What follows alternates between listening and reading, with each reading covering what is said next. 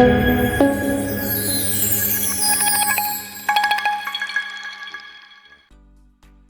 guys, Matt McGinley here. Hey, thanks for all your positive feedback, constructive criticism about the first video that we did, which was titled Too Much Noise. And it was really how to use Kanban methodologies to reduce the noise, reduce all these things you have to do, focus on a few things. That way when you're focused, you can actually execute, complete tasks and activities, and then move on to the rest. So hopefully that was helpful to you. I really appreciate all your comments and feedback on Reddit, on YouTube, and I haven't even posted this stuff on LinkedIn, so I look forward to sharing this on LinkedIn soon. So with that, as I said in the first video, we're going to talk about RFPs today, but I'm switching it up because on the IT Manager subreddit, someone posted, had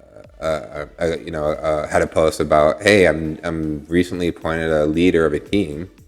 My first time doing it. People have some tips and tricks out there, right? Some ideas. Paths to being successful, etc. So it was a great question, right? And so really that's what this is all about, is sharing experiences and sharing ideas. So with that, that's what this is going to be about, is hopefully this is helpful to someone that's been new, or maybe your experience, right? To a team lead or a leadership type position. So really what I like to talk about, or what I like to think about is, hey, we have to work hard, right? Set expectations, set our goals, our KPIs. Everybody in every team and everybody within the company should have a way of measuring if they're successful or not. So define your KPIs. Make sure everybody is delivering, right? Providing value, and then have some fun. You got to have some fun too. So I think that's kind of the basics of it. What you're going to do is you're going to learn, as you grow in your career, your leadership style. There's a lot of different leadership styles. I've worked with some great people, some great mentors, some great leaders. And so hopefully I'm able to take some of that I've learned from them and incorporate it into my style. But I've also worked for some people that really probably weren't great leaders, right? And that was actually really important part of my experience, because I can incorporate what I didn't like into my personal management style, or personal leadership style, and really develop who I am as a leadership and as a leader. And you're gonna, as you advance through your career, you're gonna learn what's best for you. And different industries and different companies, you might have to do a little bit differently. And so that's the fun, I think, of fine tuning our profession, right? Or your skill, like welders, or commercial divers, right? They're fine tuning their skills all the time, and so that's one thing that's fun about doing what we do. So a little bit of more quantifiable information for you is I'm a big fan of Patrick Lencioni, right? So 2 books I recommend. One of them is called The 5 Dysfunctions of a Team. And as a team leader, you want to avoid what those 5 dysfunctions are, right?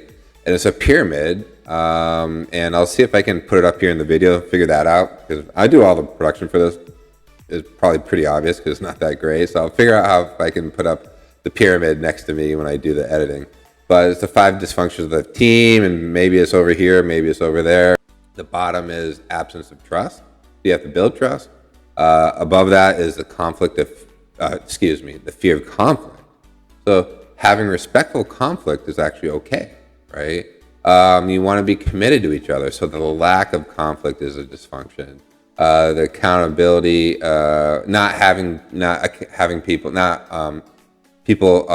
avoidance of accountability, which is you need to hold people accountable, including yourself, by the way.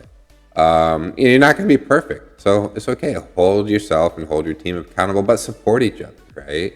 And then at the end, as I've already said, is when the team, I think I said it, when the team wins, everybody wins. So focus on the collective outcome, right? So that's the 5 dysfunctions of a team. The other big one is, well, part of that team is who should I have on the team, right? He has a book called The Ideal Team Player, and it's really the 3 virtues of a great team player. Those virtues are you're looking for people that are hungry, humble, and smart, right? And smart doesn't have to be like a billion IQ. It just has to be, smart in the moment, right? Smart at that function, that role. Humble, right? And hungry. So hungry is driven, but you don't want them too hungry, right? But you want to be driven, right? You don't want a slacker, right? You want people that are humble, that are very knowledgeable. They're smart, but they don't have to be a know-it-all. So those are the three virtues of a great team player: hungry, humble, and smart. And he goes into, if you have a mix of some of them or one of them, what that type of personality that person will be. So it's really great. So I think to be part of and to build a great team, think about the 5 dysfunctions of a team. Don't do those. What those functions are, do that. Dysfunctions are, do the opposite, right? They're over here, somewhere over there. And think about the types of people that you want on the team. Hungry, humble, and smart. And with that, you set expectations, transparency, respect. Let people fail a little bit, right? Sometimes maybe I still do it. Hopefully I don't do it as much. But earlier in my management career, I think I used to,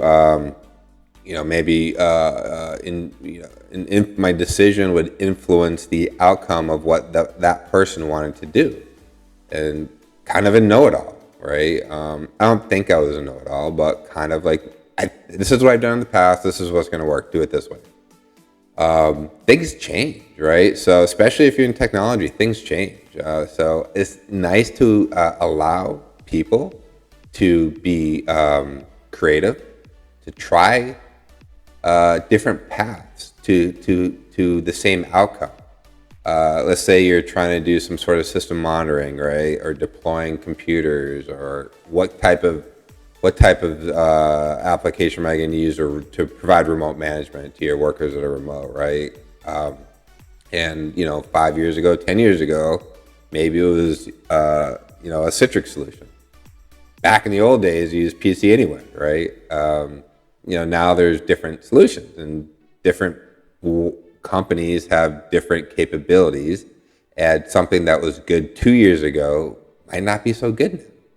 And so if you were making that decision 5 years ago, said this is what we're going to do, now you have someone else and you delegate that to somebody else, let them do the evaluation and come up with a solution. And it very well might surprise you, the creativity that people have and the ideas that they come up with to have the same outcome, but a different path, and that path could be better.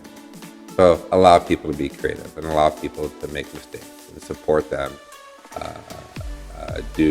Go through a root cause analysis if there's some sort of mistake made, and that happens, and figure out how to prevent that from happening in the future. So hopefully this is helpful. This is a little bit longer. I'm gonna maybe cut it up a little bit, but hopefully this was helpful. And good luck. All right, so I'm supposed to say like, subscribe, something else I think I'm supposed to do, but I hope you enjoyed this. We will talk to you soon. The next video will be RFP, request for proposals. So we'll look forward to that in the future. Thank you.